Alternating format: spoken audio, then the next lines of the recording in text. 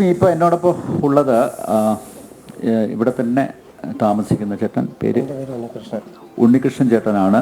ഈ ദുരന്തത്തിൽ ഉണ്ണികൃഷ്ണൻ ചേട്ടന് അദ്ദേഹത്തിൻ്റെ ഭാര്യയെ നഷ്ടപ്പെട്ടിരിക്കുകയാണ്, കാണാതായിരിക്കുന്നു, വീടും ഭാര്യയും നഷ്ടപ്പെട്ടിരിക്കുകയാണ്. ഈ ദുരന്തത്തിന് മുമ്പ് എന്തെങ്കിലും മുന്നറിയിപ്പ് നിങ്ങൾക്ക് ലഭിച്ചിരുന്നു? ഒന്നും തന്നിട്ടില്ല, ഒരു അറിയിപ്പ് പോലും തന്നിട്ടില്ല. അറിയിപ്പ് തരികയാണെങ്കിൽ ഞങ്ങൾ മാറിയിരുന്നു.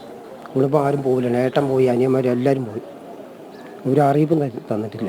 എവിടെയായിരുന്നു നിങ്ങളുടെ വീട്? എൻ്റെ വീട് പൊട്ടിയതിൻ്റെ താഴെ. പൊട്ടിയതിൻ്റെ താഴെ, തൊട്ട് താഴെ പുഞ്ചിരി മട്ടം പറയും. പുഞ്ചിരി മട്ടത്ത്. ഈ പൊട്ടുമ്പോൾ ഞാനുണ്ട് അവിടെ വീട്ടിൽ. പൊട്ടുമ്പോൾ ഞാൻ ആദ്യം എനിക്ക് തോന്നുന്നു 1 മണിക്ക് ആണ് പൊട്ടി. 1:30 മണിക്ക് പൊട്ടി. അപ്പോൾ പൊട്ടിയപ്പോൾ ഞാൻ എന്താ പറഞ്ഞിട്ട് നോക്കിയതാണ്. ടോർച്ചടിച്ച് നോക്കുമ്പോൾ വീട്ടിൻ്റെ അകത്ത് വെള്ളം.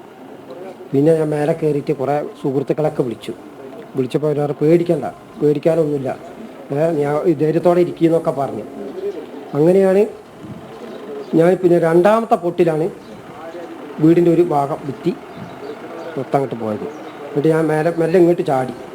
പിന്നെ മൂന്നാമത്തെ പൊട്ട് പിന്നെ അത്ര വലിയ സ്ട്രോങ് ഇല്ലാത്തതുകൊണ്ട് ഞാൻ മെല്ലെ ഇറങ്ങി. രാവിലെ ഒരു 6:30 ആയപ്പോൾ മെല്ലെ വെളിച്ചം വെച്ചപ്പോൾ ഞാൻ മെല്ലെ അങ്ങോട്ട് പോയിട്ട് ഫോറസ്റ്റ് കാടുണ്ട്, അതിൻ്റെ മേലെ കൂടെ കയറി അക്കരയ്ക്ക് എത്തി.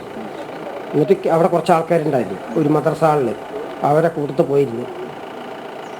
അപ്പോൾ ഭാര്യ നഷ്ടപ്പെട്ടത് അന്ന് തന്നെയാണ്. ചേച്ചീൻ്റെ അവിടെ വന്നതാണ്. ചേച്ചീൻ്റെ ഭർത്താവ്. ഭാര്യ നിങ്ങളുടെ കൂടെ ഉണ്ടായില്ല? ഞാൻ പിറ്റേന്ന് പണിക്ക് പോകാറുണ്ട്. ഭാര്യൻ്റെ അടുത്ത് പറഞ്ഞാൽ പണിക്ക് പോട്ടെ, ഞാൻ ഈ പണിക്ക് വെച്ചാൽ എസ്റ്റേറ്റ് ജോലിയുള്ള ഭാര്യയ്ക്ക്, ഞാൻ പുറത്താണ് എനിക്കും ജോലി, ഞാൻ കൂലിപ്പണിക്കാരനാണ്. അപ്പോൾ മക്കളടുത്ത് പറഞ്ഞ് ഞാൻ ചെറിയച്ഛൻ്റെ അവിടെ ആക്കാം, വിജയൻ്റെ അവിടെ ആക്കാം, പിന്നെ അവരുണ്ടല്ലോ എന്ന് പറഞ്ഞിട്ട് അവർക്ക് പണിയില്ലാത്തതല്ലേ, മക്കളെ 2 ആളെ അങ്ങോട്ടാക്കി. എന്നിട്ട് ഞാൻ എന്താക്കി, അവിടുന്ന് ഭക്ഷണം കഴിച്ചിട്ട് നേരെ രാത്രി വീട്ടിൽ പോകുന്നു. പിന്നെ ആരും വിളിച്ചിട്ട് ഫോൺ എടുക്കില്ല. എൻ്റെ കുടുംബം എല്ലാവരും, ഏട്ടനും അനിയനും അനിയൻ്റെ മക്കളും എല്ലാവരും നഷ്ടപ്പെട്ടു.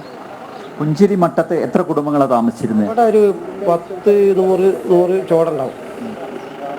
എത്ര കണക്ക് വ്യക്തമായിട്ട് അറിയില്ല. ഇപ്പം ആരുമില്ല അവിടെ? അവിടെ ആരുമില്ല, കുറഞ്ഞ ആൾക്കാരേ ഉള്ളൂ. ക്യാമ്പുകളിലും അതിൽ ഇവിടെയൊക്കെ ആയിട്ട് ബന്ധുവീടുകളൊക്കെ ആയിട്ട് കുറഞ്ഞ ആൾക്കാരേ ഉള്ളൂ, വേറെ ആരുമില്ല. ഈ ഉരുൾപൊട്ടലിന് ശേഷം അങ്ങോട്ട് പോയോ പുഞ്ചിരി മട്ടത്ത്? ഞാൻ ഇപ്പം ഇന്ന് പോയി. എന്താ അവിടുത്തെ അവസ്ഥ? വീടുണ്ടോ? വീടുണ്ട്. വീടിനൊന്നും ഉപയോഗിക്കാൻ കഴിയില്ല. മരങ്ങൾ വന്ന് അടഞ്ഞിട്ട് ഒരു ഭാഗം മൊത്തം, ഒരു ഭിത്തിൻ്റെ മൊത്തം പൊളിഞ്ഞ് ചാടി. പിന്നെ സൺസൈഡ് പൊട്ടി. നിങ്ങളുടെ വിലപ്പെട്ട രേഖകളൊക്കെ ഉണ്ടല്ലോ, ഡോക്യുമെന്റ്സ്, അതെല്ലാം നഷ്ടപ്പെട്ടു? അത് അറിയില്ല, തുറന്നു നോക്കിയാലേ അറിഞ്ഞു എന്തൊക്കെ നഷ്ടപ്പെട്ടിരിക്കുന്നത്. തുറക്കാൻ പറ്റിയില്ല. രക്ഷാപ്രവർത്തന ആൾക്കാർ അവരിപ്പോൾ അവിടെ പോയിട്ട് ക്ലിയർ ആക്കുകയാണെങ്കിൽ നമുക്ക് അതിൻ്റെ ഉള്ളിൽ കയറിയിട്ട് നോക്കായിരുന്നു. എന്തായിരുന്നു തൊഴിൽ ചെയ്തുകൊണ്ടിരുന്നത്? ഞാൻ കൂലിപ്പണി തന്നെ.